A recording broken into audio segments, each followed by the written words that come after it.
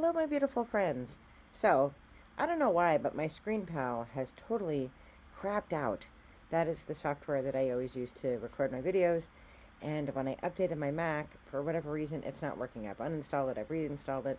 I don't know. So I'm just using Photo Booth. So I don't ever worry about the quality of the videos because, I have other things to worry about. But I wanted to talk about all kinds of things, but I'm going to narrow it down so that we're not here all night. But I finished the book, Sacred Earth, Sacred Soul, by John Phillip Newell. We're doing that as a book discussion, and it's a really interesting book. I think he's a little wordy. My English professor brain. I'm like, how many ways are you going to say the same thing? But I think that the point is good, and he covers different Celtic leaders from Pelagius, Saint Bridget, / Goddess Bridget, up through a modern poet.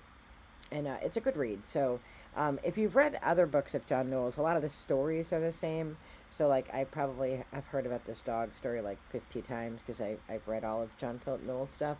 But I do enjoy it. So, some takeaways that I really resonated with. The biggest takeaway really is in thinking about Bridget, who I connect with. Bridge is in her name, right? And she was a bridge between the Celtic Druidic world and the Christian world, both as a saint and as a goddess. She's a bridge. And really what we're called to do is to bridge the spiritual world, which is in us and all around us. That's what we as Celts believe, right? God isn't something you go to. God is something that's in you. Spirit is in you. And so the world, the spirit world is right here. It's in us. It's all around us. And so, we're called to be a bridge to help people see that, right? To help people realize that the divine is in them. And, and we do that through love, right? And, I've been journaling as I've been reading and I've been thinking, and I was thinking about a collection of short stories called The Things They Carried. And it's a collection, and I'll put a link down below so you can learn more about it. But it's a collection of short stories about people who fought in Vietnam and the things that they carried with them. And my uncle, who has now passed, my Uncle Tommy, he was in the Navy during Vietnam, and he had the detail on the ship of the funeral detail of, you don't keep bodies on a ship, so they have to go overboard. And he talked very, very little about the war because he needed therapy for a very long time because it was such a horrible job that he had to do. But the one thing that I remember him talking about was, having to pack up the personal effects of the soldiers and sailors that had passed, and these stories, the things they carry, is about that. And I was thinking about that while reading this book, because I always think about our spiritual backpack and our physical backpack and what we carry. So, as a hiker, if I'm going on a day hike, I take the different things than when I go on an overnight trip. And if I'm going on an overnight trip for one night, that's different than what I'm going to take for 10 days on the trail. So we pack our backpacks, whether they're physical or spiritual, we pack them a certain way, and we pack them with certain stuff. And really, what is it that you want to pack in your backpack? Do you want to bring along all your regrets? Do you want to bring along all of those things that you wish you hadn't said or hadn't done? Do you want to bring along all that anger and frustration? I don't. I climb up mountains. I live in a mountain. I take care of a mountain. And I don't want to carry anything that I don't need. I want to carry what I want and what I need, and what I need is light and love. And I know that people sometimes like, well, that's so cheesy, but obviously we're human, so we don't always carry just light and love. But if we think about what we're putting in the pack, the memories that we're putting in there, and we've all had crappy things happen to us, right? We've all had bad experiences. We've all said things we shouldn't have. People have said things to us that they shouldn't have. People have done things to us, with no rhyme or reason. We've done things to other people with no rhyme or reason. And once you connect with your higher power, whatever, whoever that might be, and you let it go, then let it go. No need to keep carrying it around. No need to keep it, keep it around and stirring it up and all that stuff. There's no reason for all that. So that's just nonsense, and you don't need to take it with you, because it prevents you from seeing the divinity in yourself and the divinity in others, right? So there is light and love in everybody, even the worst people. It might be covered up with, years of mud and bad decisions and actions, but, there's something, we should always strive to look for something positive in every person, in every situation, even the bad things, right? The lesson that we've learned or whatever. Sometimes, I always think about like Chernobyl, if you're familiar with Chernobyl.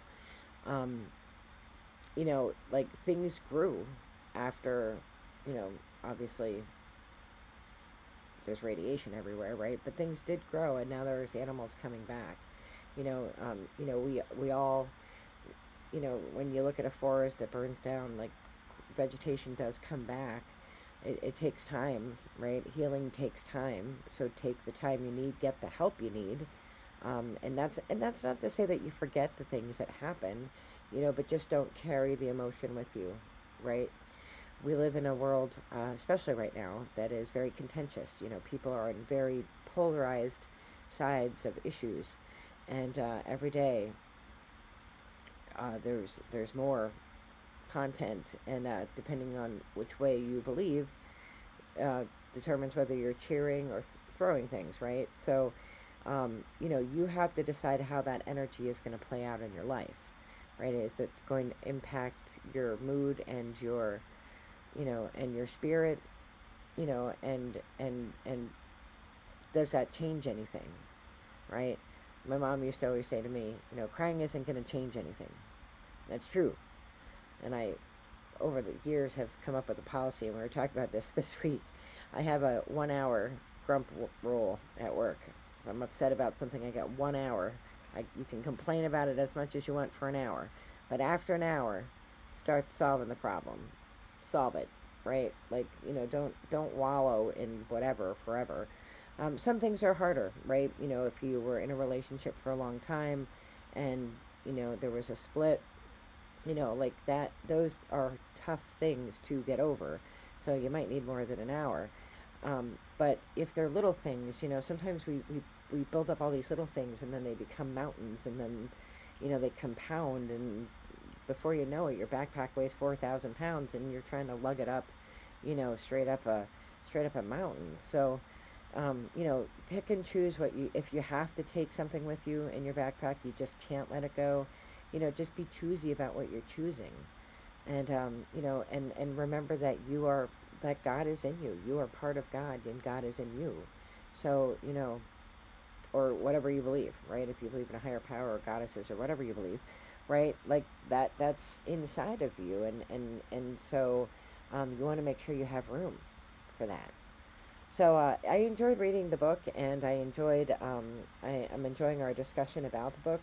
If you watched the last video, I was a little skeptical after the first week, but then the second week went really well, and I am trying to branch out.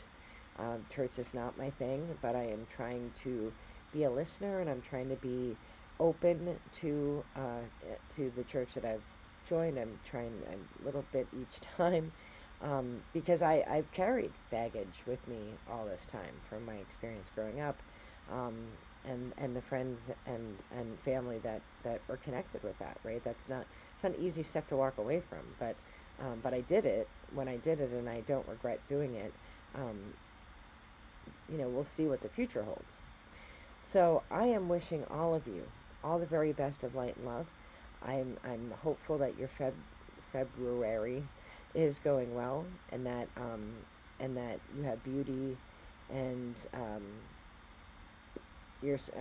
don't really celebrate Valentine's Day, but we should celebrate Valentine's Day every day, and like every day is a love day.